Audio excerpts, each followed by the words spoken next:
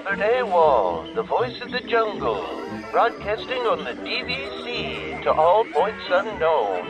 If you're within the sound of my voice, you're listening to Welcome Home Podcast on the DVC.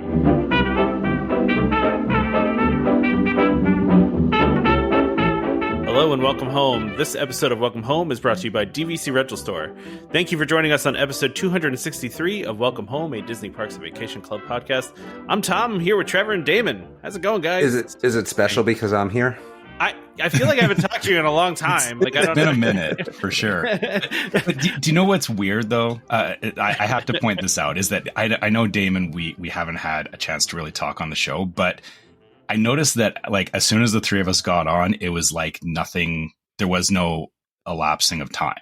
No, you guys. I feel like we're just like, hey, what's up? Like, you know. Yeah. And I'll be honest, I'm a little upset that I miss Tom. I know I talked about this on Golden Buttons, but I did get to see Chris, which was nice. He went out of his way to take time off of work to see us, which was awesome. We had lunch with him. Oh, nice. Which nice. Yeah. Where did you go? Dude, come on. Optimus Hall. Yeah. Thanks. Yeah. Even I know it was even Optimus. a question. I'm not even like, is there even a question? Yeah. So yeah, it was interesting because it was my son's first film. He has his IMDb credit now. It just got that last week, which he was super happy about. What is this film? I mean, what is? I don't know. It's some independent film that he was doing in Charlotte. There is some. We are waiting on some. Yeah, I can't actually. I guess not that, but we're waiting on something else. That's NDA. That's like super duper big. But can't really talk about that just yet. But we'll see what happens. But yeah, I mean, so he got his first film, which was kind of weird because he had no interest in doing any of that. But just because he'd been hurt from swimming, we did that. So we went out to Charlotte, and let's see, what else do we have going on? I don't know. I mean, we have a cruise coming up, I guess. When is that cruise? Just a Disney. I don't know, cruise. Man. It's like, I don't even know, because I don't coordinate any of that. My wife does. Just let me know when I need to go and I'll go. Like, that's kind of like what this cruise is about. Like, just let me know when I need to go and I'll go. So we just need to tell you where to show up. If Trevor and I start doing that, you'll just go. I guess. I mean, right. I guess that's how it works. That's noted. And then let's see what else we have. When we have, again, hopefully a Dollywood trip, but things have gotten kind of weird because my son and his girlfriend broke up, and like she was supposed to come with us on trips, and now it's weird. Awkward. And, okay. Yeah. Okay. Sorry, I have a story. Here we go. This is good. I like it. So this actually, we had something like this happen. It was actually the first time my wife came with us to Disneyland. Mm-hmm. My parents invited so she was my girlfriend, and they invited my sister's boyfriend to come with us. But then from the time that they were invited to when the trip actually happened, my sister and her boyfriend broke up, but he still came with us. So we were in Disneyland. Yeah. So we were in Disneyland, and we also went to Vegas we were gone for like 12 days it was my family and my wife, or my girlfriend at the time. And, we were all great. And then there was the ex-boyfriend with us as well. Why would he want to go? I like pay for everything already and like couldn't get refunded or whatever. Well, so it was paid and everything. Yeah. But, and part of it was like my sister actually helped him pay for it too, because like we were like, she was like 20 at the time, but, I think the reason that he came was that he actually thought he was going to have a chance at getting back together with his sister. Yeah. So this. Yeah. So that's what happens if you invite the ex on the trip. Well, no, this was a mutual breakup thing. So I think, and she wasn't coming on the cruise. She was going to come to Dollywood. But I think the thing that was tough is because it was kind of mutual, and she had been here during like COVID for so long. Like, it's weird as a parent to kind of feel like, oh, okay, I'm not going to see that person anymore. And obviously it's always about my son more than anything. But it has, like I said, changed the dynamics in the house a little bit. So it will be an interesting summer. We're super busy, though. We have a lot of things. I have people actually visiting, which is weird because no one ever comes to visit. And this summer, like, we have a ton of people visiting, which is kind of nice. So, yeah, and tennis and, all that fun stuff. And We'll see how it You are goes. the But I busy mean, the one. cruise should be interesting. What'd you say? Yeah. You are the busy What'd you say, one Trevor? of us. You're the busy one. Yeah.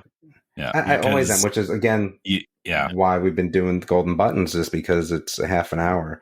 Even though And you can do it outside of the time we usually do this. You're usually busier on the weekends, I feel like. Yeah, tennis tournaments and stuff. I think that's the thing, as my daughter's getting ready to go to high school, like kind of kicking in that whole, like, all right, it's her time now to do a lot of stuff, right? And it just so happens that tennis tournaments are on the weekend. And here's the problem, you don't know. So what happens is, for these USTA tournaments, you sign up, and if it's, let's say, a level 7, you're only going to play one day, but you don't know what day you're playing until Thursday. And then you don't know what time you're playing probably until Friday. So it's tough to coordinate a weekend when you don't really know what's going on. So we'll see. And then next year they'll be going to swim meets, I guess, all over the country. So that will it'll be interesting. Golden buttons, because again, I don't know how often I'm on. So it's a big deal I'm on, I guess. There should be a parade for me. There should be a 3:00 parade at 3:30. Just 3:00 parade. I'm just trying to remember the last time you were on. It's been a while. It has been a while. Because I was on vacation, so like that kind of messed it up, right? Like, and we had that week off, and I mean, where Golden Buttons held it down as we tried to. It's helpful. Yeah. I don't know. I always wonder if there is like a need for golden buttons. Like, I feel like, because we're the goal is to not necessarily always talk about Disney. I just don't know if that need exists or not. So maybe, I guess, I don't know. I mean, if people are listening to it, then I guess it does exist, right? So, it must be the logo. Even though some people hate it, I was very disappointed to hear people did not like the logo. Well, I mean, you were pitting it against our logo, so yeah. But I mean, I even explained it. Like, I don't know. Like, I thought that it was a pretty fun logo. But no, I like it. Hey, listen, it looks good on shirts. I will tell you that. No, I like the logo for that. I like our current logo too. I mean, I like the Patreon logo as well. Yeah. I might like that one more, to be honest with you. I'm not gonna lie. Than the current one. Yeah. I do like the Patreon logo too. I'll be honest. it's whimsical. It is. It is. Yeah. We have too many logos, I think. No, I was saying to my wife about this the other day. No. Like, we have like 5 different iterations of our logo, dude. But go look at like a real company. Yeah. Or just go look at Disney Plus. That's true. Yeah. Like, look at Nickelodeon. Like, look at any of them. Like, no, that's true. Yeah, you're not right. We don't have a lot of logos. Like, we could really step up our logo game, but I don't also want to get into like trying to figure all that out.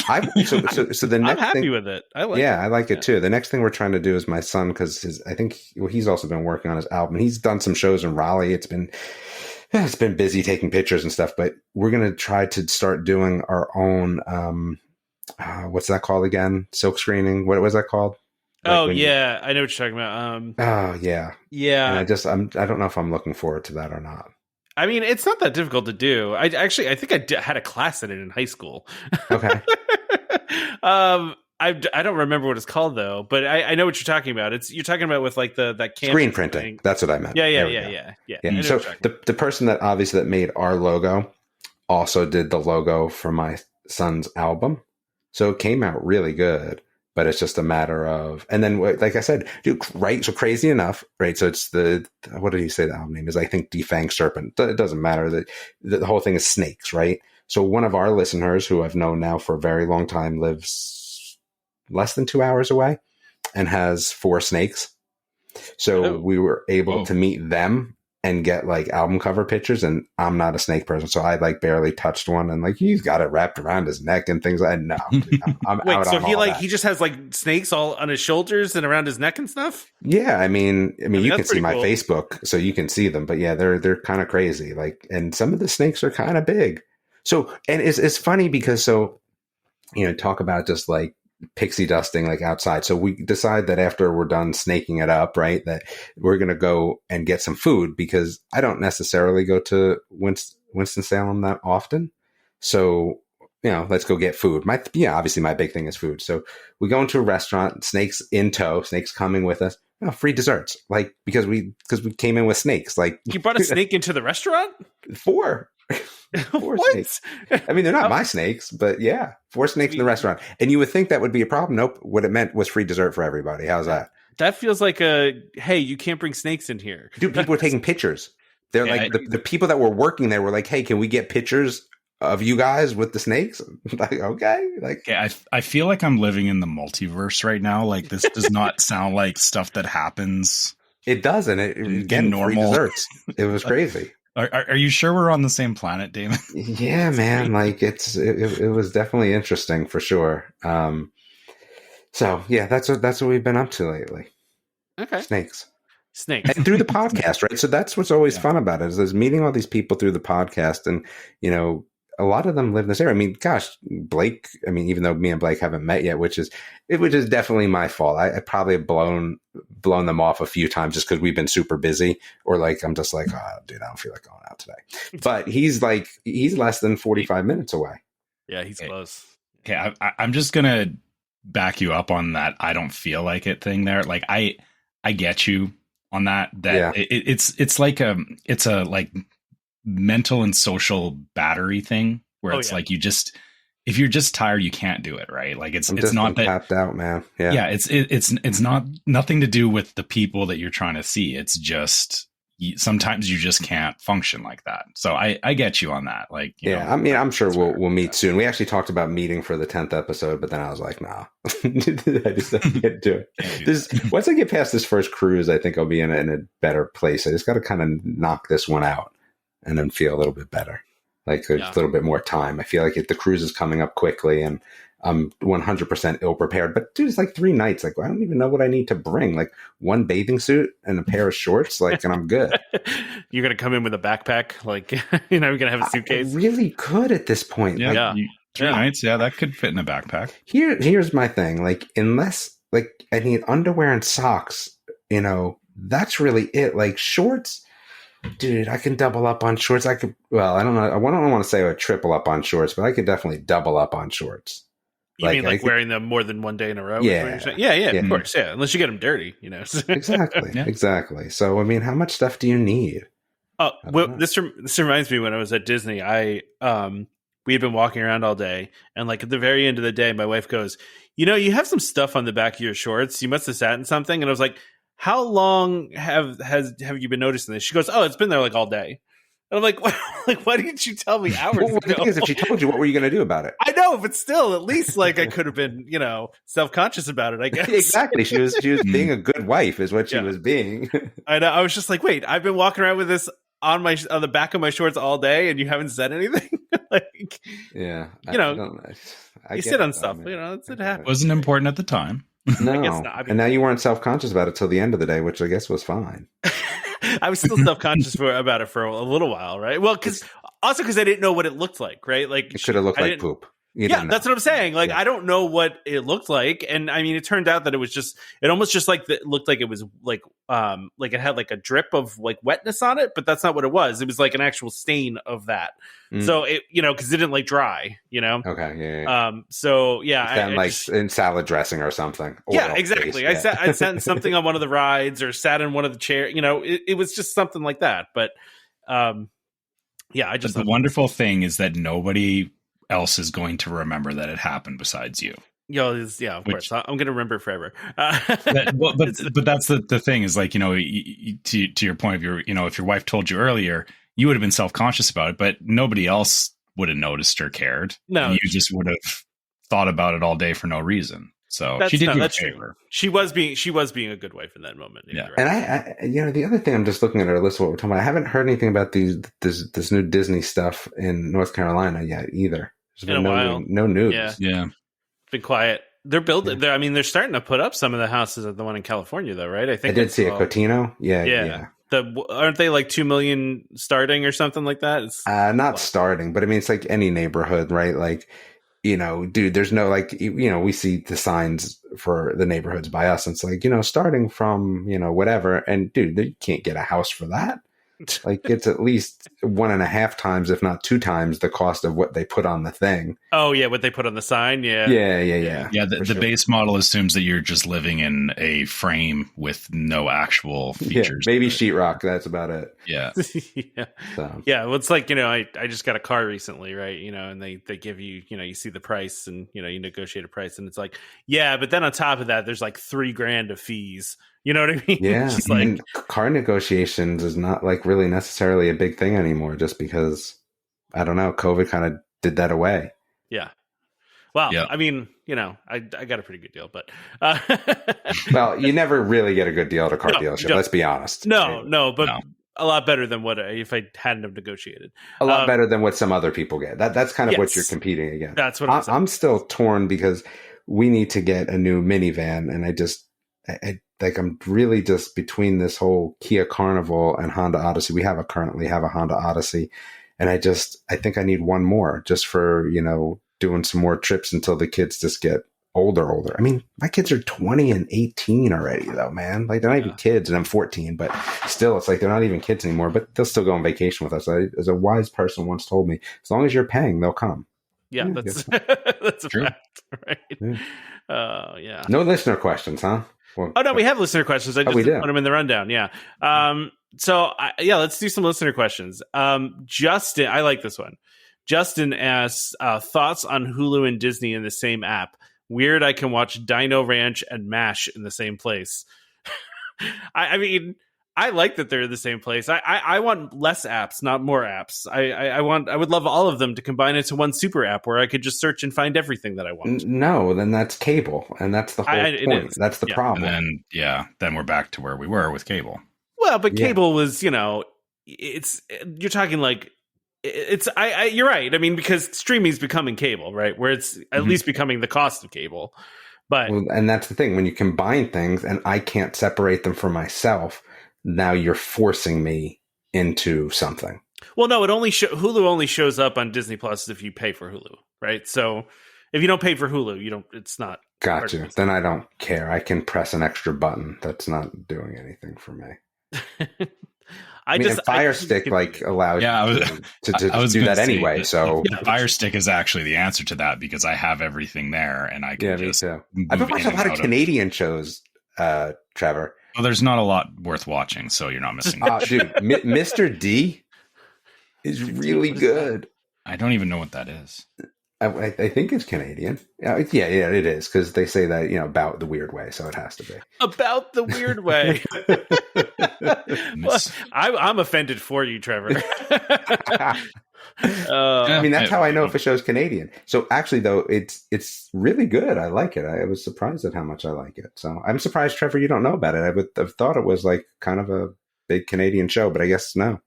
Is there such a thing, or is it like more like big American shows and then Canadian shows on the side? So we're kind of the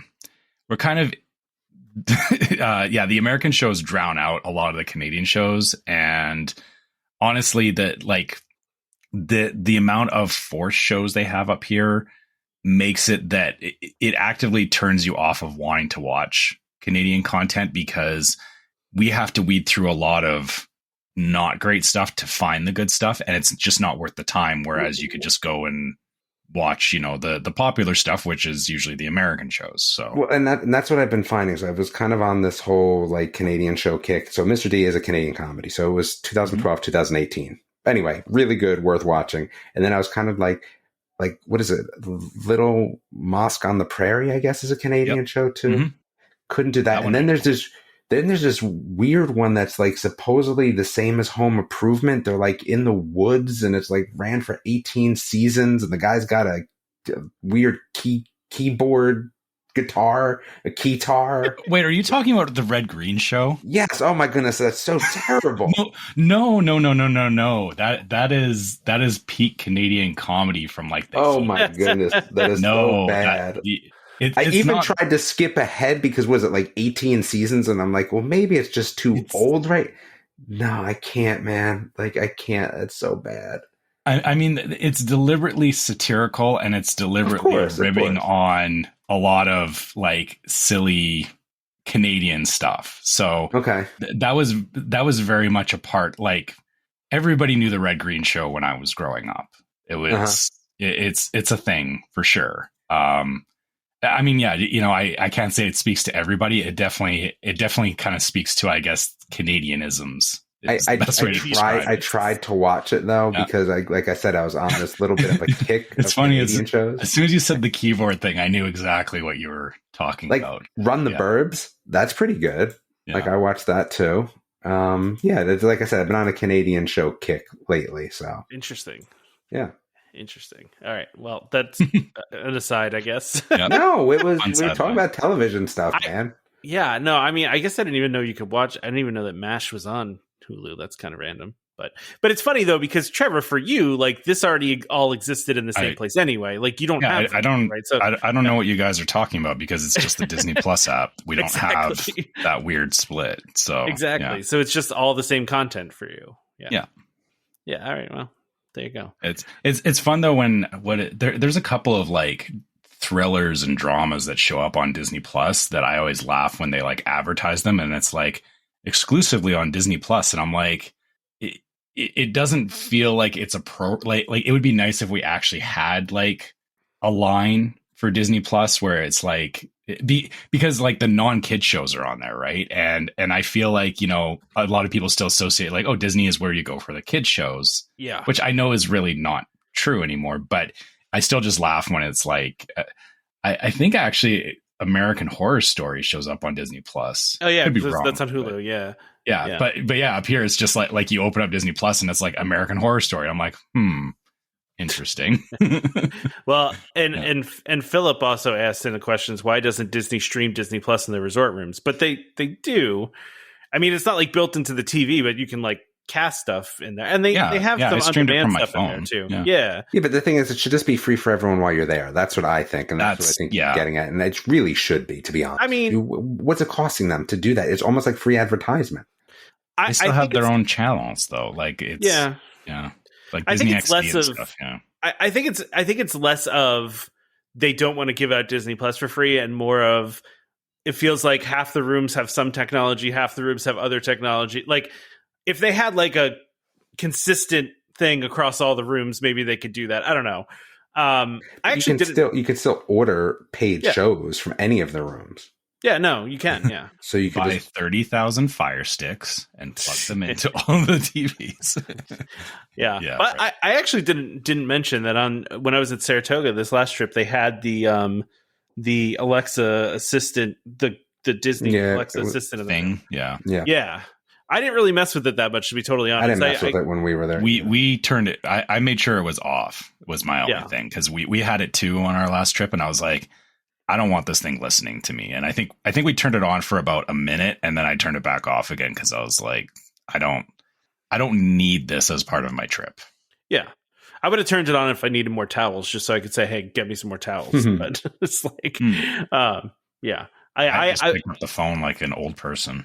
Yeah, Sienna, I prefer not to do that if I can avoid it. Less interaction, the better. Yeah, exactly. Thank you, Damon. I agree. So let's see. Dan says, I just booked 2 nights in a 3-bedroom at Alani. Before we go on a cruise, there's 6 of us in the room, me and my wife, my 2 boys, 18 and 19, my daughter's 16, my mom, 79, who snores. Is it rude to tell my mom that she has the room to herself because of her snoring? No one wants to share a room with her while she's sawing logs. Dude, so I go through this every vacation. My wife snores. I should probably she doesn't matter. She doesn't listen, but she snores. And dude, it's like, it's vacation ruining, and the kids don't care. The kids don't care, it drives me crazy. So all I did is get a pair of like sleep earbuds. That was the big dilemma, because like regular like AirPods and stuff don't last long enough. But now that the technology exists, thank goodness, $6 Million Man style, right? Like you can get earbuds that like have noise cancellation for over 10 hours. And that's like game changer. So wait, do you actually like listen to music, or do you just like, dude, I just go brown noise usually. Do brown noise? Okay. Yeah. But like, think about this cruise. We're going to be like in there like sardines, 5 of us in one room. And for like, my kids are like, no, it's soothing. I go, no, it is not. Like none of them care. So it's like, I'm kind of on this island by myself. So like, I've been always looking at like ways like, like, hey, go try this or go try that. But she doesn't like anything like on her nose either. So she won't do the nose strips. So like, gosh, yeah, she'd be mad if I was talking about this, I'm sure, but whatever, man. I go these earbuds, like, and there's all different levels of them. Like, so you can get some like Anchor ones for like $40, but they actually make really super duper comfortable sleep ones. Like you can see them on Kickstarter and stuff like that. they're like, $200, but nah, that's what you got to do. But having somebody sleep in their own room because they snore, heck no, because it ruins the whole trip for everybody. Yeah. You get your own room and close the door and, I mean, shut up. we just blast. I mean, we do this in general at home too. We blast white noise in our room. Like every night. I mean, it doesn't completely drown out the snoring, but it makes it a little better. But what if the person that snores doesn't like the white noise? That is exists a problem for me. Yeah, that's the a problem. Yeah. Because my wife and I both like the white noise. It helps us sleep. So yeah. I mean, like I said, I used to do white noise. I feel like brown noise is better for me. I think it's better for snoring too. I don't know. Yeah. Good, Trevor. There's pink noise too, isn't there? Yeah. I was just thinking about, we kind of do the same thing. Like we use the white noise, but the hard part is it, if one person falls asleep before the other person, you're doomed. It doesn't, it doesn't always work. You're doomed. And for me, it's like when I'm at home, like if it gets out of control, like I just go somewhere else. Like, all right, whatever, tap out, and just go to somewhere else in the house, right? There's enough places in our house that, I can go somewhere. So that's fine. But like when you're on vacation, like that's what's happened. Like in these past couple vacations, like it's been rough because you're tired from vacation. And then like, you're like, dude, it's 3 a.m. and I just want to punch everyone in this whole entire room, right? There's no room to go and have a quiet space because there's man on the couch, unless you're sleeping on the balcony. No, there's no. And usually what ends up happening is the last time I tried to do it with some other form of earbuds, when they start to go low, they say something to you. And then that wakes you up. So you're double doomed. It's I don't want to be woken up in the middle, battery low. And you're like, what? Oh, man. I've only been asleep for 5 hours. No. Yeah. So we'll see how these work out. But I am all for, if you're snoring, you get your own room and that's that. And there's no hard feelings. And if you have hard feelings, someone records that person snoring and play it back for them, because just like your own voice, when you play back somebody else's snore, they start to understand. No, I don't snore that bad. Yeah, listen to this. That's not me. My wife was like, that's not me. And I'm like, who else would it be? That's you. That's you. That's a fair point about because Dan was asking about getting offended, or, should they get offended about it? And really, if everybody's saying you snore, it is well within your control to do something about it. And you can choose to either, if you choose to ignore everybody, you can't be mad if they put you in your own room, because you're not. Some people can't do anything physically about their snoring, but yes, but courtesy wise, you can. You can investigate it and you can understand it. You can come to an agreement and say, yeah, I understand that I snore. I will do these things to stop it. Or, just we all agree that I sleep in a room by myself. But if you get mad at people because they're saying, yeah, you snore, instead of solving the problem. Because here's the thing. They take snoring the same as farting. What? Yeah. You know what I'm saying, though? Yeah. Trevor gets it. You don't want to be like, yo, that was me. But, it was you. It's the same thing with snoring. No one wants they get offended by snoring because they think it's something on the same level as farting. I don't know how else to explain it, but that's what I'm going with today. I get it. Yeah. This is a fun conversation. I'll do one more here from Nathan, because I think, again, it's a fun question. Rank which mode of Disney transportation you think would be the best to worst to get stuck on. And Nathan's list is bus, monorail, Skyliner, boat. So best being bus, worst being boat. Oh, no. Worst being boat? No. Best being boat. Yeah, boat is definitely the best to be stuck on.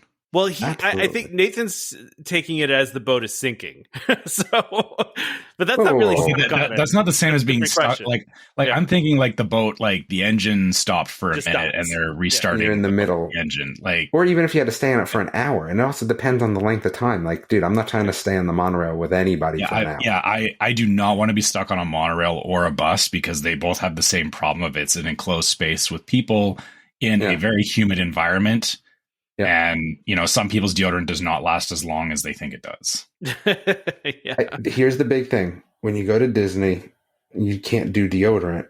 You have to do antiperspirant. Yeah, that's true. Yeah. Or if you're at a Renaissance festival or a Comic-Con. A Renaissance festival. What a random. No, because those fair. go together. Damon, when you go to a Ren fair, do you dress up? Do you do? No, but I have like I used to go to the New York one, right? So Tom, you I know that's probably one of the best ones. Yeah. That I've ever been to. Yeah. I did some weird ones in Massachusetts because we happened to be up there, and I'd really, let's go to Renaissance. Anyway, the New York one was really good. I didn't dress up, but I used to like buy like stuff from there, and I have this jacket from the Renaissance Festival. I think even back then it was like it's all wool. It was I don't know, it was way expensive. Like I want to say like even back then it was probably like $180 because everything there is so expensive. Yeah. And I bought it like to wear it, and then like my wife and kids still dog me about it. Even now they're like, what are you doing with it? Like you can't wear it. So now I can only wear it at Halloween. It's like it looks like a Ranger's sort of, okay, jacket with like the hood, but like the hood that's like kind of pointed towards the end. Like I love it. It looked like Dritz de Erden, like with it. Like it's awesome, but they never let me wear it. But I love the Renaissance Festival. Probably went every year for at least like 8 years growing up. I think I like was crushing on one of the people that like actresses there for a couple years. So yeah, nice. For sure. Dude, well, here's the thing. Like back when I started going, they had the kissing booth. Oh yeah. So take that for what it's worth. We used to go. I mean, when I was in school, we would go on a field trip to the Renaissance Fair. Like that. Yeah, they had a kissing booth. Like I just can't. Like, and they were fun because not the kissing booth, but like the Renaissance Festival was fun because like they said some funny stuff there. They said some funny stuff there. They made people feel pretty uncomfortable. But yes, I did enjoy it. Sorry, back to the transportation thing.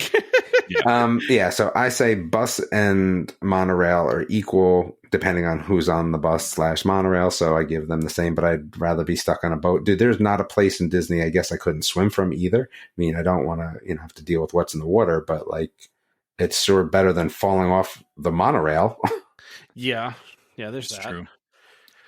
I mean, I feel the monorail's worse than the bus, like just slightly. But the bus is bad though, because Nathan's point here is that the bus, if it breaks down or gets in a wreck, they can send another one easily, and you can get off pretty easily. I mean, there is that. Yeah. And I know the monorail, like there's space in it. It feels like there's less space in the monorail than there is on a bus, or because of just how it's compartmentalized. It feels like you would not have room to like get away from people if it was getting really bad in there. So yeah. I feel the monorail actually is the biggest loser in this case of like even over the Skyliner. Over the Skyliner? Yeah, because this, I don't know. I mean, the Skyliner, I've not ever been on a Skyliner where there hasn't been more than me and one other party. So I mean, I've never been on a Skyliner where it's ever been more than just us. So yeah, we had them load us with another party once. So there was us and another family of 3. Right? Yeah, it's only if it's like really busy they'll do that. But I mean, there's also 5 of us too. So yeah. They put So we were 3, and they put us in with another group of 3, which was like whatever. But that I feel like the Skyliner, I could handle that a lot better. There's than that the monorail. imminent fear of death with the Skyliner, though. I feel like. Just I don't know, of like it falling or something. Yeah, kind of something like that. Yeah, I mean, it doesn't bother me too much, but it doesn't bother me if I'm on it. But if you're telling me I'm on it for 2 hours, then I'm not. That's a long time. That's a long time. Yeah, that's a long time. Yeah, I might feel differently if I was on there for more than 5 minutes. So. Yeah, that's fair. Or if it was windy out, like I was on my trip, Damon, it was really windy when we were on the Skyliner, but it was fine. Okay. But if we were sitting there, we would be rocking back and forth pretty heavily. But it was fine while we were moving. It didn't bother us all that much. So, all right. Well, that's it for questions. Okay. I'm glad we did questions. We haven't done questions. Those were good. Yeah. Those are some fun questions. Obviously. Wait, so weren't we supposed to talk about people iTunes reviewing us? I mean, even though Katie gave me such a hard time, like I don't know, that came out of, I felt like left field, but okay, sure.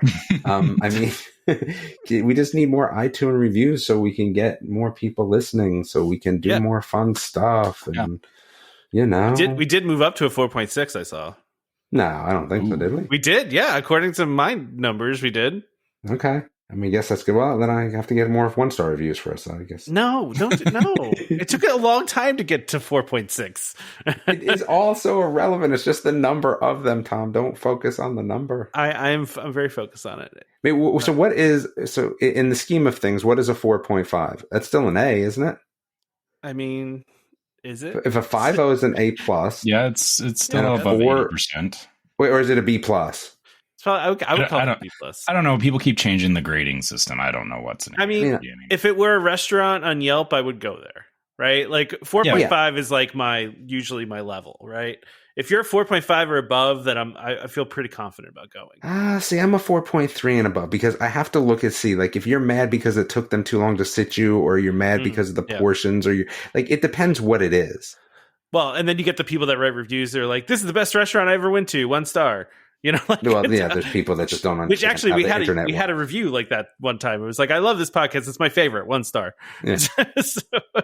Yeah, I kind of look at volume too when it comes to that. Like, because if it's like, I do too.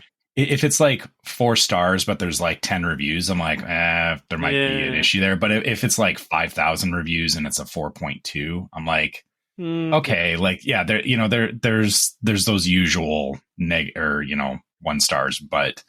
Yeah, if they're about 4.2, 4.3, I'm usually that's where I'm at. I'm in at 4.3. I'm just saying, like 4.5 and above, you feel pretty confident it's going to be good. You know what I mean? But 4.3 is not. You'll do it, right? So don't get us down to 4.2, people. Yeah, if you're listening to this, we would like to stay up at 4.6. It's not hard. Give us reviews. Here's the thing: you don't even have to write anything. Just do the stars and let's keep it moving. Yeah, you don't have to rate how great we are, how much you love us. Like, you just give us 5 stars and go about your day. Waffles, like you can just say waffles, and that would be fine too. We'll know. We'll all just know. Yeah, rhubarb. Though, oh, hey, there's a callback. Nobody knows how to spell rhubarb though. Well, and there was a question about, should rhubarb be the podcast logo for Golden Button Detours? I don't know. Could have been. If you guys don't know what we're talking about, you're going to need to go back a lot of episodes. I don't even remember what episode it was, to be totally honest. If you look at the thing that's been pinned, I think that it's in there with the episode. I looked it up for somebody asked recently, and I looked it up and posted it though. Oh, okay. Because when they asked about it, ago, right? It was not recent. I feel like it's in the, what number are we at now? 260? 263. I don't know, man. You're going to make me look it up because I feel like someone just asked, and like it took me a little bit of effort because, Tom doesn't do such a great job at, putting cool stuff in the actual content of the podcast summary. I mean, how rhubarb's not in the summary of that one is just absolutely unknown to me. I mean, that was like before we were really categorizing. Before you knew how good it was going to be, how much of a game changer episode that was going to be. I couldn't have known that it was a thing. Episode 30, Jeremy was saying? No, it couldn't be episode 30, like that far back. Yeah. I think, wow. I believe it could be that far. No, that's what. No, that's when he's just saying that he came into the show. Oh, okay. Sorry. No, he said I would guess it's around episode 30. I mean, maybe. I thought I looked it up at one point, but yeah, you'll just have to go back and look and find it. But there is again, back in the golden age of the show, I don't know what age of the show we're in now. There was a golden age. Years. We're in arc. We're doing story arcs here. We're doing story arc.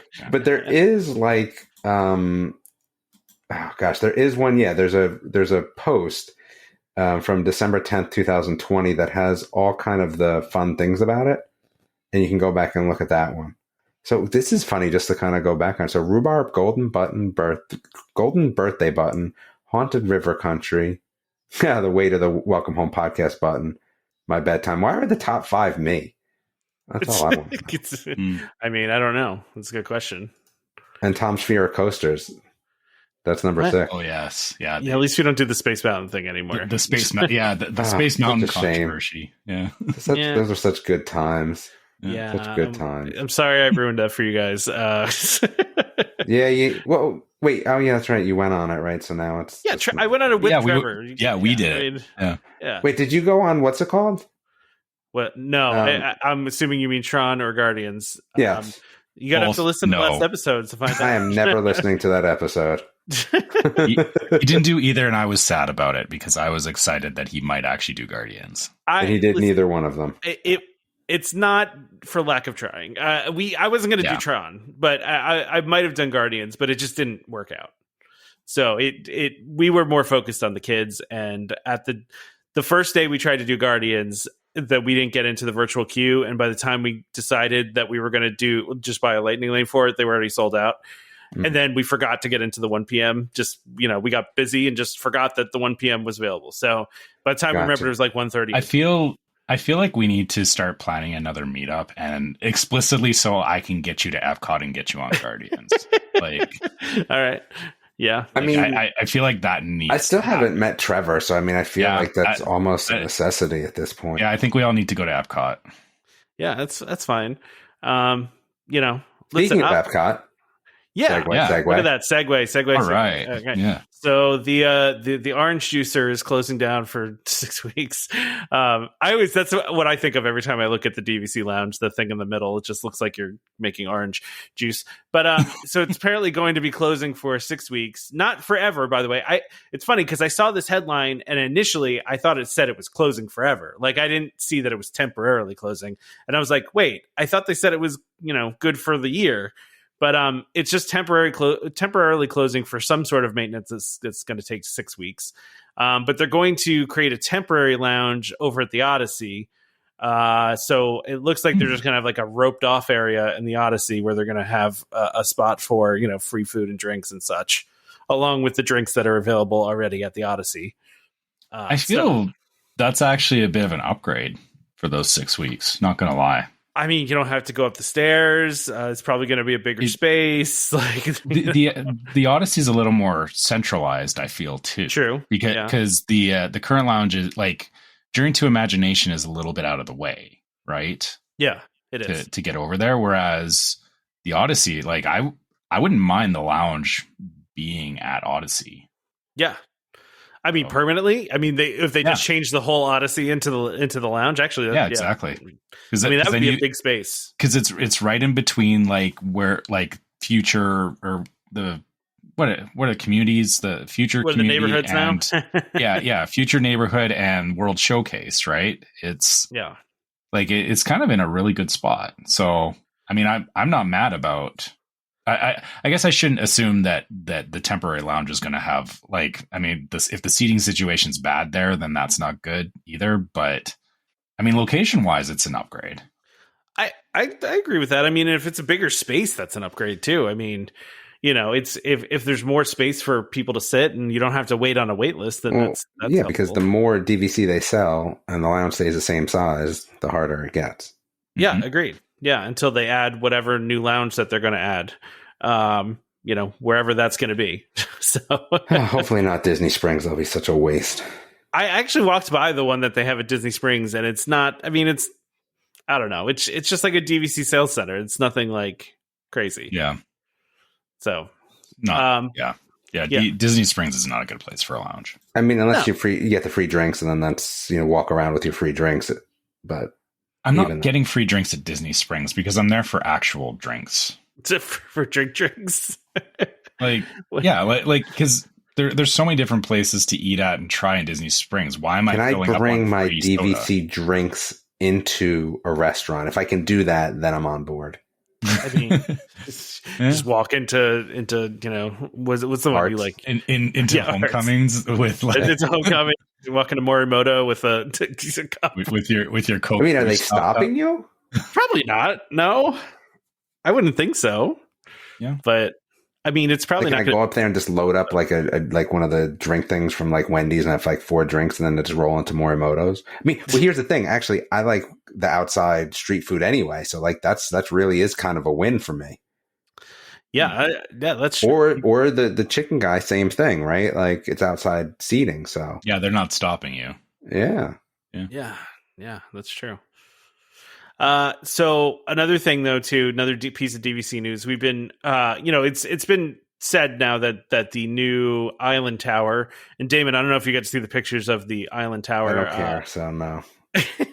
Why? I mean, you wouldn't stay Dude, here? Polynesian is just ruined for me. I told you. Oh, like, yeah. It has nothing to do with the Polynesian per se. It's just I can't go back there because of that.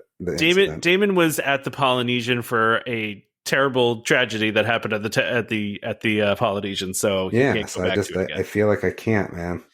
Yeah, I get it. I don't blame you. But we've been waiting for confirmation, basically, of the new island tower being part of the existing condo association.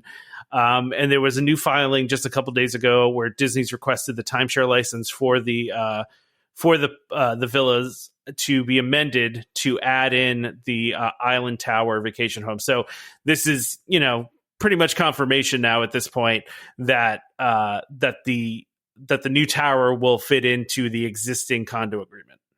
Which everyone else can enjoy the island tower. I probably won't be there. You said you might. I mean, it looks amazing. I might. You're right. I might, but it's like the room types don't fit what I need. Like, other than the duo studios, but I still don't see me and my wife traveling, just the two of us, to Disney World anytime soon. I know we're going to Disneyland, just the two of us, but I think Disney World is still going to be three of us, which means I'm still staying in a studio. So, it's going to be one nice. Bedroom. You can do one bedroom. Yeah, that's more points though. Yeah, it is more points. Yeah. Yeah. I will say, as soon as I showed the one picture of the lobby to my wife, she immediately goes, "I want to stay there. We need to stay there." It's like, okay, it is nice. I don't disagree. It is nice. It's just, it doesn't fit my situation. I get it. I get it. Yeah. But now, but at least I have options. I guess that's the one thing, is that, as an existing owner, I went from having, the least amount of options to having the same amount of options as everybody else. Yeah, which is nice. It's good to have options, right? Yeah. Why don't we do our ad here, since we're like halfway through, and then we'll talk about the drone show that we were going to talk about last week, but now it's premiered, so we can talk a little bit more about that. And then we'll get into some Country Bear stuff and this Club 33 thing and some video game stuff. So let's do all that. All right, the sponsor of this episode is DVC Rental Store. The DVC Rental Store, a World of DVC company, offers magical vacations at incredible value. Save up to 60% off retail rates at premium Disney resorts. DVC Rental Store now includes deposits as low as 25% at the time of booking and a built-in cancellation policy for every reservation. And as always, DVC Rental Store pays out the most to members looking to rent their points. Want to learn more? Go to dvcrentalstore.com/welcome home or call 1-855-DVC-RENT. That's 1-855-382-7368. And we speak to them. Be sure to let them know that Welcome Home sent you. Did you guys see any of the videos of the crowds at Disney Springs for this? Not the crowds. I watched the show. I watched the show as well, which I thought was fantastic. The show is awesome. I will agree. Yeah. But I did not see why. How bad were the crowds? Very bad. Okay. I mean, like Magic Kingdom on, Christmas bad. Like shoulder to shoulder, can't walk. Ugh. Yeah, I saw a couple videos of it and I was like, oof, that's I mean, the drone show was cool and all, but I would not do that. It's not that cool. Yeah. Sorry. Yeah, exactly. I am so against being in a large crowd. I'm with you. I don't care how good the drone show is. I would never go for something like that.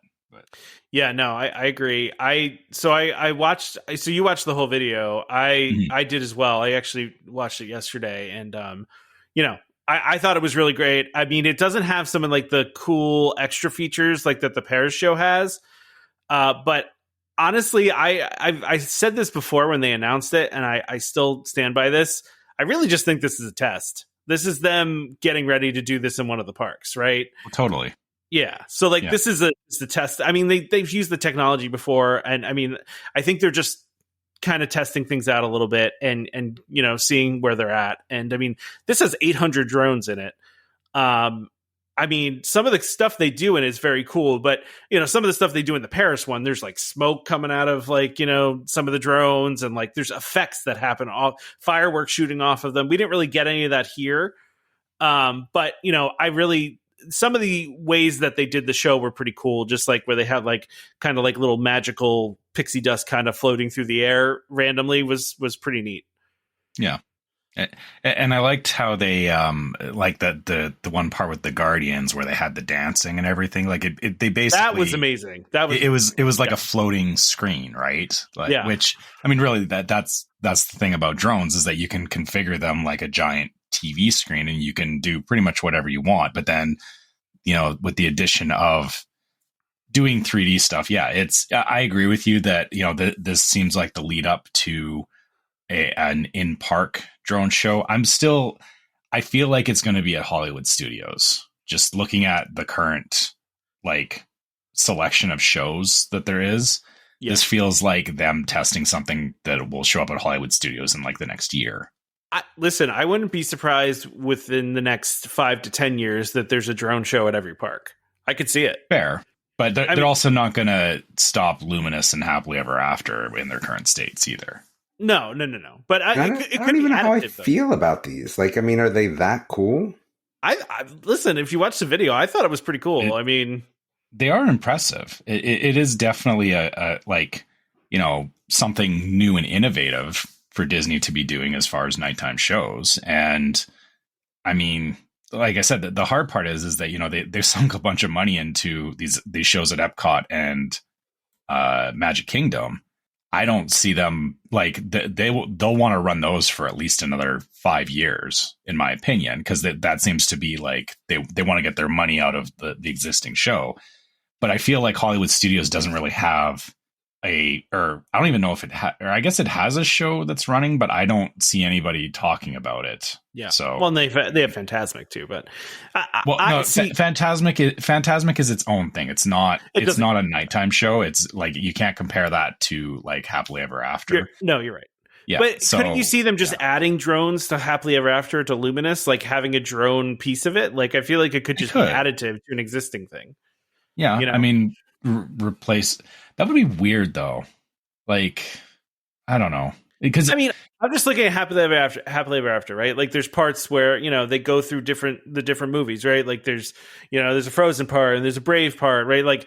They could easily make those shapes in the sky that go along with the music and, and the fireworks. I feel like they could do it. I feel like they would actually replace the fireworks with drones. It wouldn't, yeah, because running both at the same time is a kind of a messy prospect. Could be. Whereas you're right, they could do a lot of the stuff that they do with the fireworks just as drones in the show. Yeah. It's interesting, Trevor, because I was thinking to myself last night yesterday I was watching this. I was I feel like the next step of this is figuring out some way to, how on Spaceship Earth, when the lights light up, they also have, it's not just the dot of light, it's also lights on the side that kind of connect the dots. Mm-hmm. How cool would that be if they could figure out how to do that with the drones, where they have beams of light that connect with each other, so you could actually make solid lines? That would be crazy if they could do that. that would be incredibly hard to do. It would be open like that. Yeah. Yeah, it would be. I'm not saying it would be easy. I'm just saying I'm thinking to myself, where do drones go next? Right. Because it is the thing right now. And we did talk about this, Disney sunk apparently a fair amount of money into the main company that does all these drone shows, not just at Disney, but elsewhere. Disney, basically invested heavily in this company, and that company opened up an office in Orlando. So we kind of knew it was only just a matter of time before this happened, right? They're pretty intent on doing this. So, and let's not forget too that Disney was fairly early in this drone thing. I mean, they had a drone show at Disney Springs back in 2016. They've been doing this for a while now. Yeah, I forgot about that. Yeah, I seem to remember at the time that they had partnered with IBM, and it was they had created them with IBM. So, this is not Disney's first rodeo with this, right? They've been doing this for a long time. But I thought it was a very cool show. I would not have manned braved some of these crowds, but for it, I would probably have waited. But everybody wants to be the first, right? Yeah, I mean that's part of it. Yeah, everybody wants to see it first. Sorry, go ahead, Damon. I was going to say, I don't even necessarily know if it's always that you want to see it first, but you just want to see it before they either change it in a way that makes it not as good, or B, just they stop doing it. Yeah, you never know. Yeah, I guess that's fair. We don't know how long this particular show is going to run for, or if they're going to, like you said, yeah, I get what you're saying, that, you know, sometimes they do something and then they realize it's not feasible. So you only get it for like a month or 2 months or whatever. But yeah, I kind of want to, you know, not be involved in like trying to get my way. Like, I get annoyed when I have to get back to my room and there's people like in my way around. Yeah.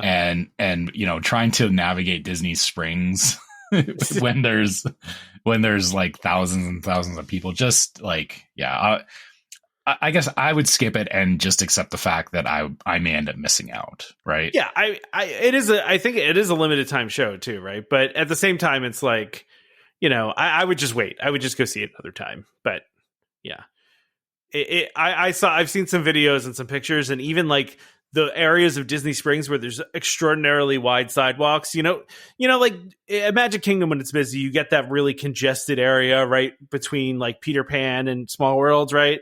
Where sometimes they even have the cast members like directing traffic there, like, because it's just a small area. But Disney Springs doesn't really, they've got big, wide open walkways. So like it's, yeah. So here, sorry, and you're talking about like, you know, in Magic Kingdom and, you know, crowd control and traffic and all that. The big difference is Disney Springs is just a mall at the end of the day. That is all it is. Yeah. And they don't have, like, there is not cast members working at Disney Springs. And I don't think they would ever like want to pay to have cast members in just an open mall like that. Like, it seems like there's never going to be a good way to do something like that at Disney Springs, because literally, you know, people, like, there's no limit to, like, it's not a ticketed space. There's no actual means of controlling people coming in and out of the area. So yeah, I just, in retrospect, it's actually a bad idea for them to do something like that at Disney Springs, because they don't have a means of controlling it unless they want to pay for, you know, park cast members to go and stand in Disney Springs and direct people. I mean, I also kind of think that I don't think they anticipated this large of a crowd coming for this. I can't believe that they didn't think about that for a minute. I mean, it's one thing to expect a crowd though, but to like expect that kind of crowd, I mean, that was a lot of people. You know, if you, like I said, show, like, yeah, I know, yeah. There's not like drone shows are not that prevalent. So, you know, as soon as you advertise there's a drone show going on, people perk up and they go, "Oh, I want to see that." Like, yeah, it's something different, new, and yeah. What did you think was going to happen, Disney? But like you said, it is a mall, right? So yeah.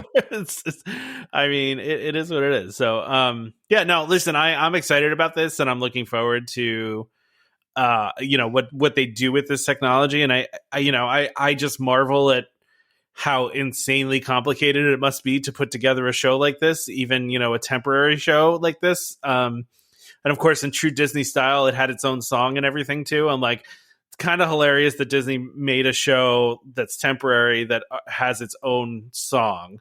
But it makes sense. I mean, but it's only running from May 24th to September 2nd. So it's not, you know, it's what, 4 months?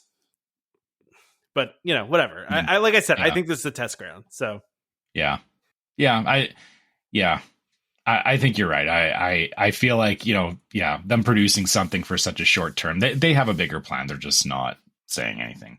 Exactly. All right. Let's talk about animatronics, because we like animatronics. Yeah. Yeah. Country Bears. Damon, I think you actually posted this in the group, and I didn't know if I should take that as you were interested in it or you just wanted to post something in the group. No, I'm interested in this. Yeah. So I thought this was actually fascinating. So Disney Parks blog posted a thing about Country Bear Jamboree, which is going to be reopening sometime this summer. So sometime in the next couple months here.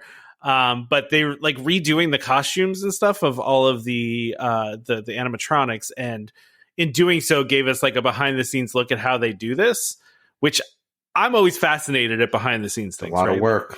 Yeah, it is. Yeah. I mean, and they're like hand painting stuff, and, you know, everything's like hand sewn, like it's all done internally by them, and they, you know, do everything. Yeah. They said every single rhinestone is hand placed across all of these costumes for a robot to wear. Probably something that no one's even going to notice sitting in the crowd.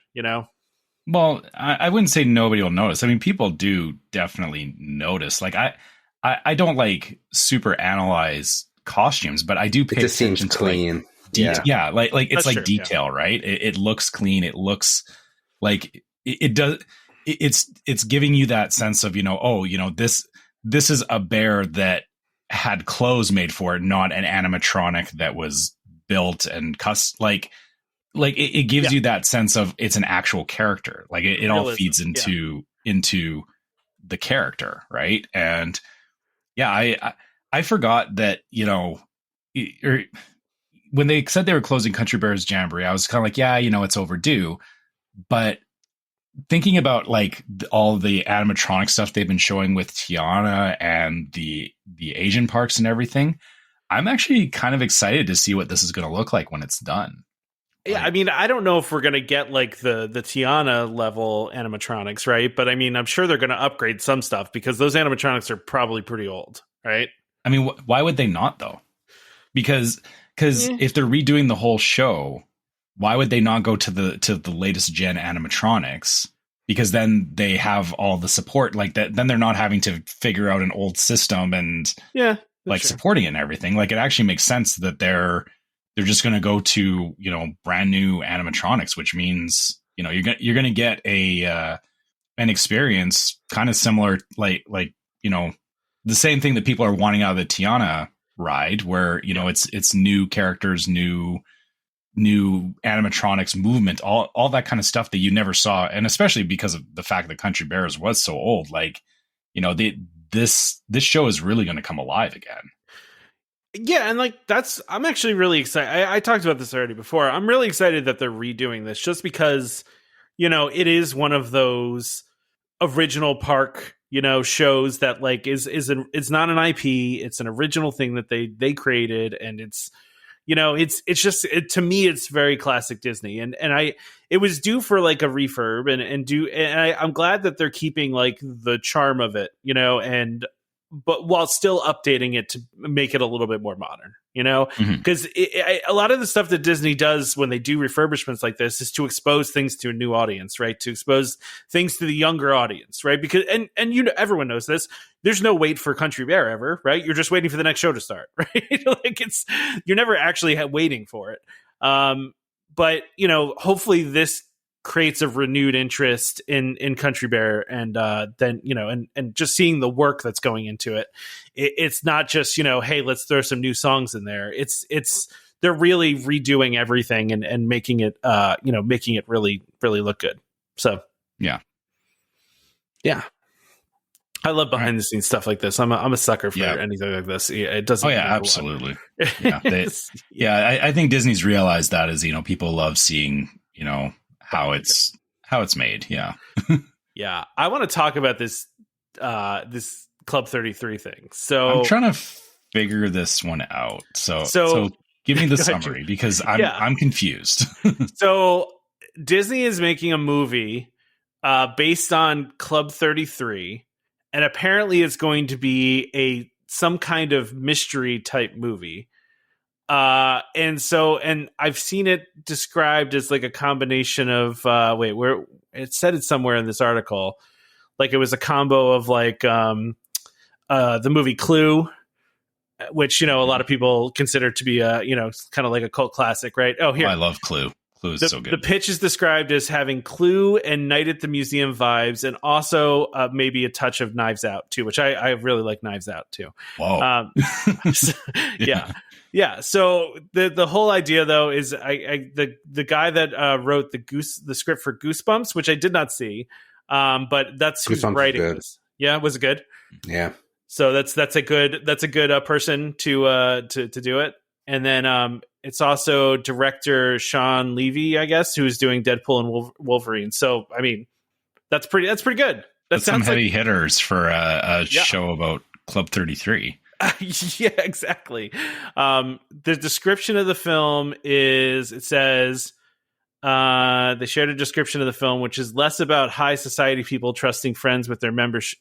Which is less about Oh, okay. It says it's less about high society people trusting friends with their membership for an opportunity to have the fanciest meal at Disneyland, though there's an element of that. The fictional spin, which might be tied to the Society of Adventurers and Explorers. Now you're adding some things to that. I'm interested. Okay. Yes. Now you've got me in there.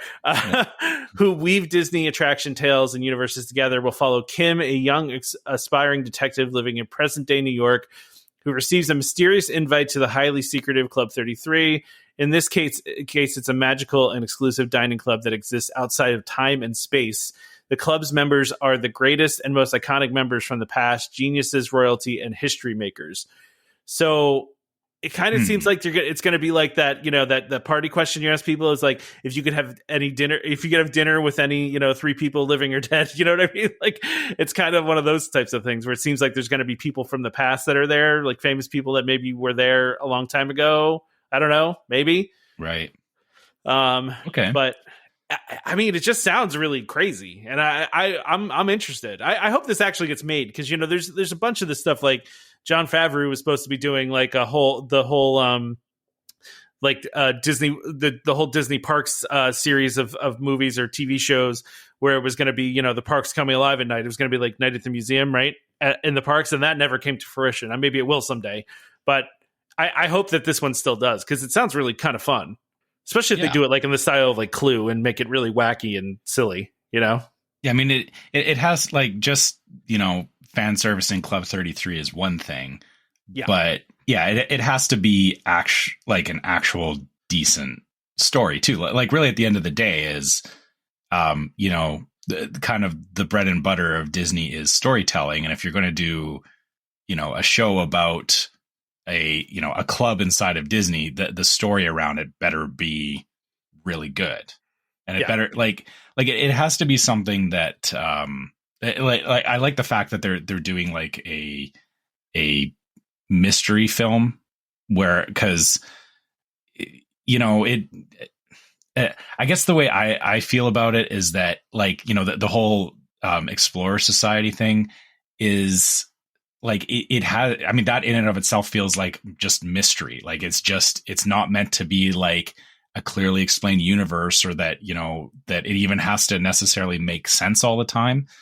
But I hope that they lean into this. I hope that somebody is actually paying attention to the fact that there is like there's a whole set of people that really want like, Disney stuff, but like deep lore Disney, right? Like it feels like this could be an opportunity for a show where that they can do like weird obscure call outs to things that most people wouldn't notice, but if you were paying attention to Disney stuff, it's like, oh, I get where that came from, which I know it goes back to fan service, but I mean that's part of it too, is if you're going to make a show that I'm very picky now about the shows that I will go and watch, so you got to make sure that it's something that will be actually interested in the stuff that I'm interested in. Right. Yeah. So yeah. I have 2 more things about this article. First of all, they said the Society of Adventurers and Explorers is the Society of Explorers and Adventurers. They messed that up,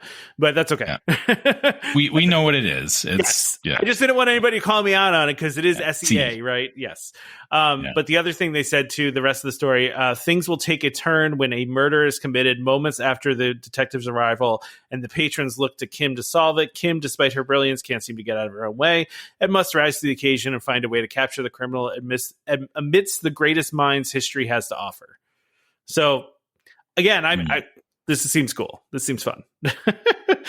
I hope it's not Mickey that's the culprit. That would just be weird. I don't think there's going to be. That would be kind of odd. I mean, yeah, that would be weird. I think it would be Pete. But they did a last minute switcheroo, and it was actually Pete. It's Pete. Yeah. It's Pete. Yeah. Well, Pete would frame Mickey for it, right? I mean, that's what Pete would do. Yeah, he would frame Mickey, right?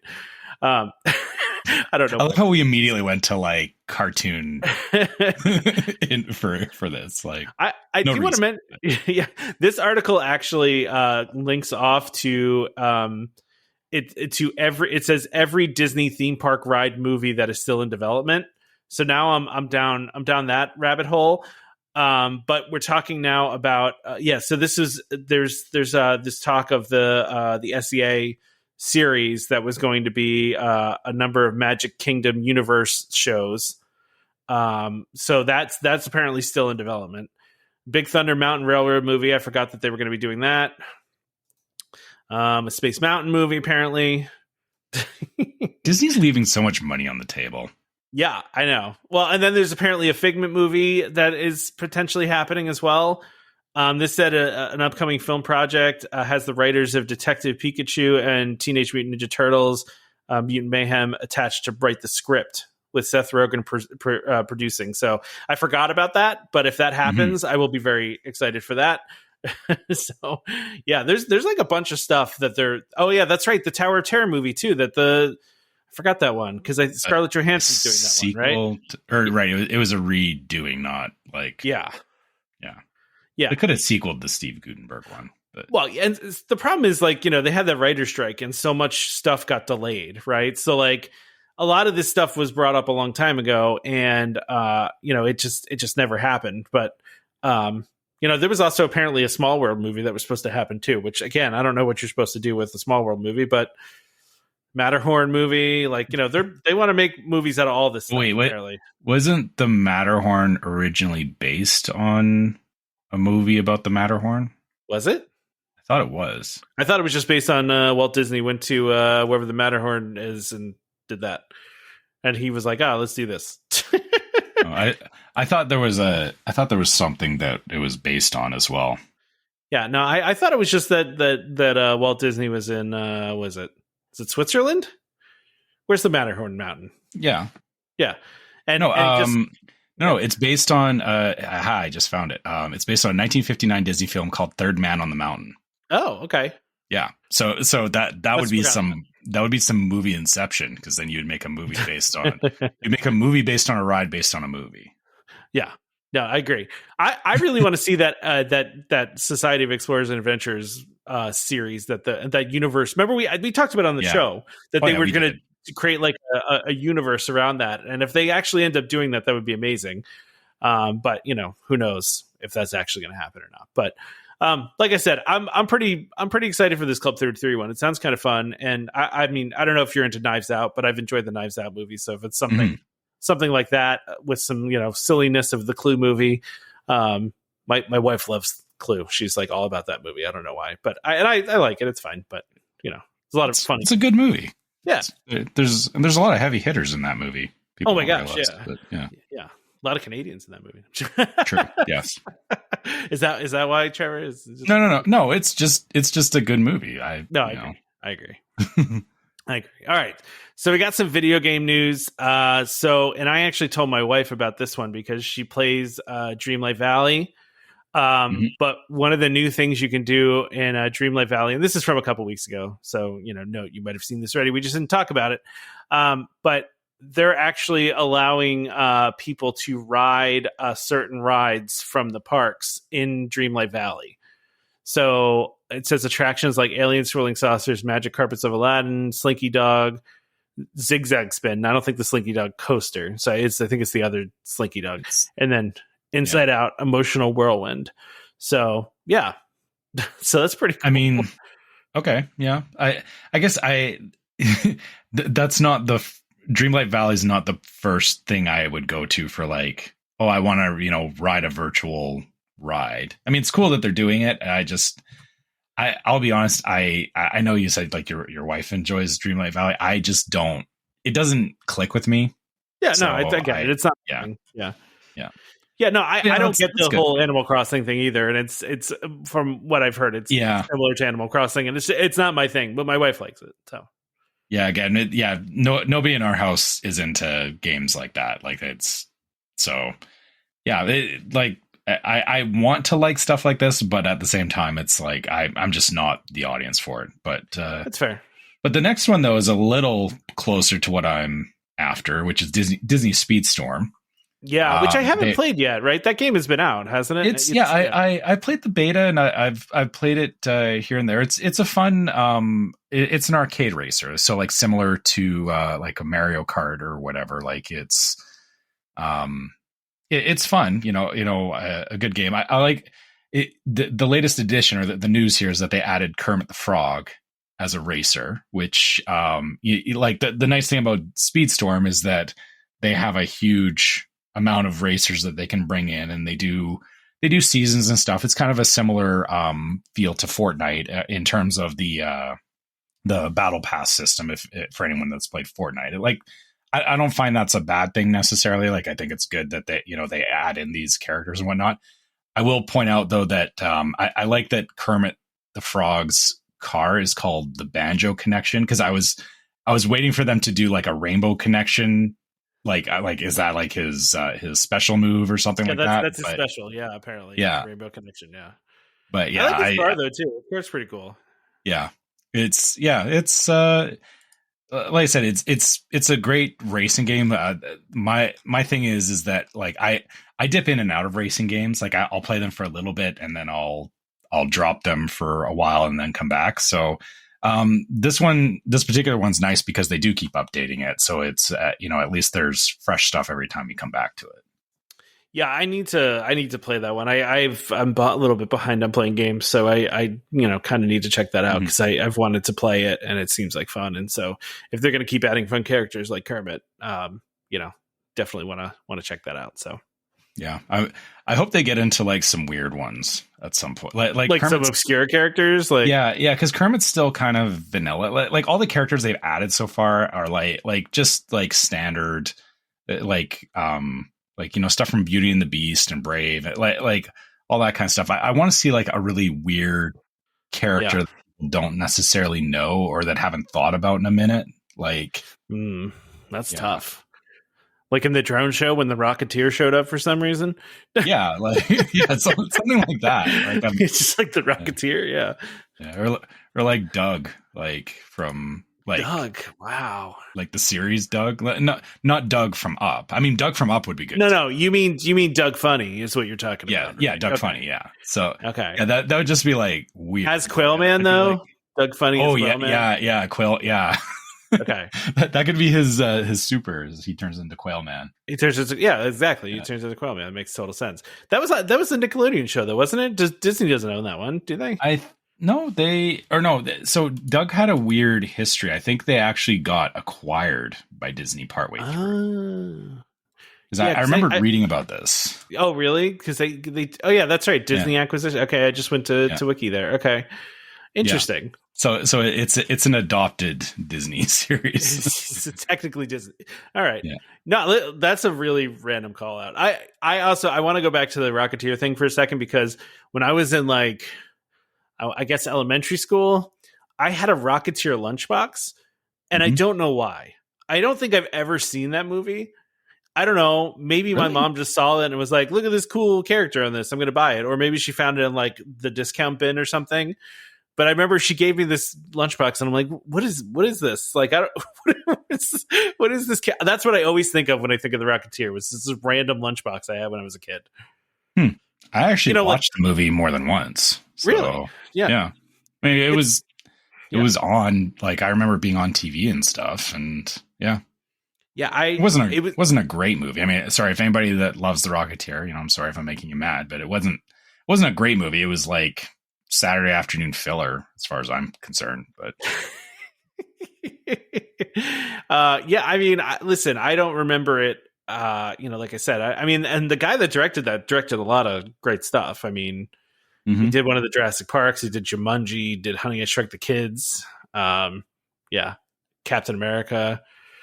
So that guy's done a bunch of stuff, but he also, worked on Star Wars and stuff. But I just didn't see the movie when I was a kid. And I mean, listen, it had some really cool like aesthetics and stuff like that, right? So like maybe, like I said, maybe that's it's that steampunk kind of thing it had going on, right? Yeah. And I mean, it was that old, you remember the lunchboxes that were like the plastic shell ones that like just kind of like split in. That's the kind that it was. You know what I'm talking about? Mm-hmm. Yeah. That's what I had. I mean, it's, different than lunchboxes now. But I don't think people have lunchboxes like that anymore, do they? I mean, my daughter's got like a soft one that, Yeah, it's like a lunch bag with it's like a lunch bag, soft, now, right? The soft shell with the insulation on the inside. Yeah, no, I had the one with the thermos. You had the thermos in there for some reason that took up 30% of it, so you'd have to like squish your sandwich to exactly. Yeah. So anyway, Good times. I know that's a random like aside. I like vividly remember this from my childhood, and I don't know why. It's just one of those things that and Disney running a drone show gave you nostalgia about a plastic lunchbox. It really did. It really did. I actually just found the lunchbox on eBay, so, thermos and all. But yeah, this is the one I had. Yeah, this is it. This is from what year is this from? Does it say in the listing? Because I don't remember what year it was. Oh man, I wish it told me. There's a lot of them on eBay. This is not apparently a rare item. It's still $20. Like, yeah, it feels like a lot. It feels like a lot, right? I wouldn't pay $20 for a lunch bag, but yeah, I wouldn't either. But anyway. So I'm going to start getting recommended lunch boxes. This is what happens. Yeah, this is what happens. You're going to get all these weird ads now. So last but not least, I hate to I don't know where to put something like this because it's like, do you want to end on a sad note or do you want to start on a sad note? You know? Well, let's see how we can turn this one around. So it is worth mentioning that on Saturday, 25th, Richard Sherman of the Sherman Brothers passed away at 95. His brother passed away in 2012. So that's, the end of an era. For anyone who doesn't know who the Sherman Brothers are, they've written quite a lot of pretty memorable Disney songs, including the soundtrack to Mary Poppins. They wrote It's a Small World. They wrote Great Big Beautiful Tomorrow. Like these are all pretty iconic Disney songs at this point. Half the songs that are in the Disney parks are done by them. I mean, they were pretty prolific. Yeah. So it's very unfortunate that, he passed away, but it's like, he was 95 years old. So yeah, he made it a long time. Yeah. Yeah. And has quite, him and his brother left quite an amazing legacy. And I guess the thing I'll say to that is, if you haven't gone and listened to some of that music in a while, or, the next time you're in the parks, go ride Carousel of Progress or go, ride Small World. As much as, people joke about Small World and, the song and whatever. I mean, it's there for a reason, and, it gets stuck in your head for a reason. Like they were really good at what they did. Yeah, I mean, he also, it's worth noting, they did One Little Spark from Journey into Imagination, Tiki Room, Tiki Room. So if you like or hate the Tiki Room, you can blame the Sherman Brothers. I don't know if it was both of them or just one of them. They unfortunately later in life they were not working together anymore. They didn't have a good relationship anymore. But there is actually on Disney Plus, if you're looking for a good movie, there is a couple. I think there's a documentary about the Sherman Brothers, and also like a dramatic kind of retelling kind of thing too.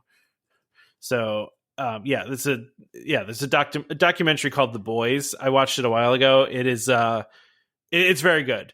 So if you're interested in such a thing, what?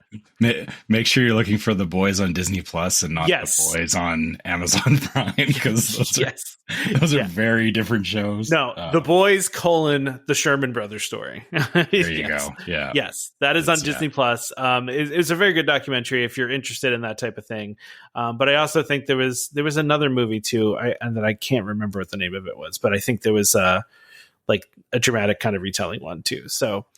So I mean that's sad, but like you said, I mean, like in the announcement they said he died from age-related illness, which to me I read as like he's 95, right? Like, yeah, I mean he lived a very long life and he was like one of the few people really left that worked directly with Walt Disney at this point, because Walt Disney's been gone for so long. There weren't a whole lot of people left that actually worked directly with Walt Disney, Mm-hmm.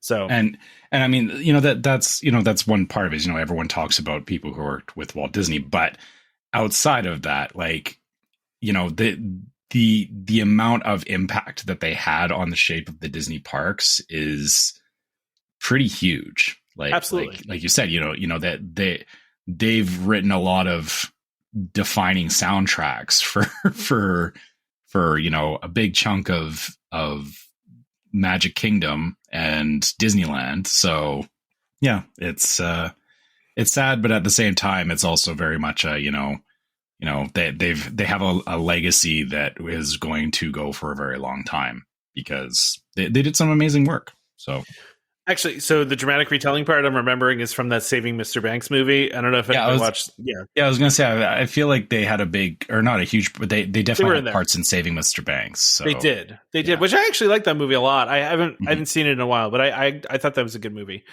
But anyway, yeah, so that's, it's sad news. Like you said, it's the end of an era. I mean, you're talking about some of the most classic movies out there. And, even just once, I mean, It's a Small World is, I think, the most played song ever, right? Because it's played all day, every day at many different parks across the world. And it has been for many, many, many, many years now.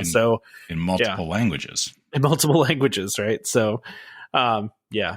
Anyway, so yeah, I hate to end on a sad note, but I mean, I feel like we had to mention it, and it's because it really literally just happened. But that's another Disney legend unfortunately passed away. So yeah, but like I said, I'll make sure I ride It's a Small World the next time I'm in the park. Absolutely. Yeah. So there you go. I mean, I think I went on it 3 times this past trip because the kids really like it. Yeah, you're at that age where it's not a punishment to ride. No. The kids. Yeah, listen, no, I'm joking. Listen, the kids absolutely love It's Small World. Like, it's literally just riding on it, and they've almost like renewed an interest in Small World for me. You know what I mean? Because it's like watching my daughter see all the different things and point them out to me and be like, "Daddy, look at this." It's like it's cool, So yeah, it's interesting. But you're right though that so there are phases to It's a Small World, and so yeah, we went through that where we wrote it, and I appreciate it through my son's eyes. The last time we wrote it, it was not seen as punishment. I'm joking about that, but me and my wife said to my son, "We're going on Small World," and it wasn't like it was like, okay, I guess, and he came on it with us, I think, more out of humoring us than necessary. He's a teenager, so he's just like, whatever. I don't like he just sat there and enjoyed the AC, I think, for the most part. But it is good for that. It is good for that. There are phases of why you enjoy going on Small World, or doing it for nostalgia or whatever. So yeah, it is a very flexible ride in that sense, but also it's like I said, I joke because it's like, I'll say to my son, hey, if you're misbehaving, we're just gonna ride Small World all afternoon. Like you don't get to go on anything else. Yeah, just nonstop Small Worlds. You're never gonna get the song out of your head ever again. Yeah. Yeah, they interviewed him in the Imagineering story, and he makes a joke about the song Small Worlds, and he said, you either love me or you hate me for that. Which is a true statement. Some people don't love It's a Small World, so it's a complicated thing. Yeah, exactly. We have a complicated relationship. It's a love-hate relationship. Yeah. Yeah. All right, let's go ahead and wrap this thing up. All right, yeah. Unless there's anything else you guys want to talk about before we go. No, I think I'm good. All right, let's do it. Yeah. All right, so as usual, if you guys want to reach out to us, you can always find us at welcomehomepodcast@gmail.com. We love getting your trip reports and questions and all that kind of stuff, so you can always find us there. You can also find us on social media. You can look for us on Facebook as Welcome Home Podcast. You can look for us on YouTube as Welcome Home Podcast, and on Instagram as Welcome Home Pics. And also on Facebook, make sure you check out our group, which is called Welcome Home Disney Waitlist. It's where our listener questions come from, or a lot of them come from, but also there's great discussions that go on in there, and people posting memes and stuff like that. So make sure you guys check it out if you're looking for a good Disney Facebook group. And if you want to help support the show, as we mentioned earlier on in the episode, we have our logo on different merch, so you can find that on store.welcomehomepodcast.com, and you can find shirts and mugs and stuff like that. And then we also do have our Patreon, which has a different logo and is exclusive to Patreon. And you can find that on patreon.com/welcomehomepod. Our Patreon listeners also get access to the Discord server, which is yet another place that we have all kinds of interesting conversations, both Disney and non-Disney related. It's there's people talk about their Disney stuff, but then also, we've had people asking about I've seen some interesting conversations about, people applying for jobs and stuff like that, asking other people for advice. So it's not just, a place to talk about Disney. I think it's also a good place just to, talk with other people and get different views on stuff. So, if that sounds interesting to you, please check out our Patreon. Last but not least, and we talked about this earlier, we do like getting reviews on iTunes and Spotify. Those 5-star reviews help. Tom likes the number going higher for sure. I do. But also leaving us a written review does it does help the show because more people do see the show if you guys leave reviews, and we also do like seeing your reviews as well because we like to know what you guys think about the show. So if you want to leave us a review, please do so on iTunes. Yeah, and also don't forget to subscribe to Welcome Home Podcast so you can be reminded every time we release a new episode. If you're somebody that listens to us frequently, by the way, and you haven't subscribed yet, please do it. We really would appreciate that. That really does help a lot. You can find our podcast on Apple Podcasts, Amazon Music, TuneIn, Stitcher, Spotify, YouTube Music, just about any place you can find podcasts. You can find us. Just search for Welcome Home and DVC or Disney, and you'll find us pretty quickly. Just a reminder to our listeners, Welcome Home Podcast is for entertainment only. We are not employed by the Walt Disney Company, and as such, all opinions we express on the show are our own. So please contact a DVC cast member or a regular cast member for more information about anything we talked about today. Huge thank you, as always, to our sponsor, DVC Rental Store, for sponsoring this episode and for being a continued support of the show, along with World of DVC. Please check them out for anything DVC related. Join us next time for more Disney Parks discussion. Of course, more DVC talk. We hope to see you all real soon. This is Skipper Albert Awol, the voice of the jungle, signing off from Welcome Home Podcast on the DVC. Do a huddle when we hit a chair. How she can cuddle is no man's affair. I looked around from pole to pole, found her in a sugar bowl.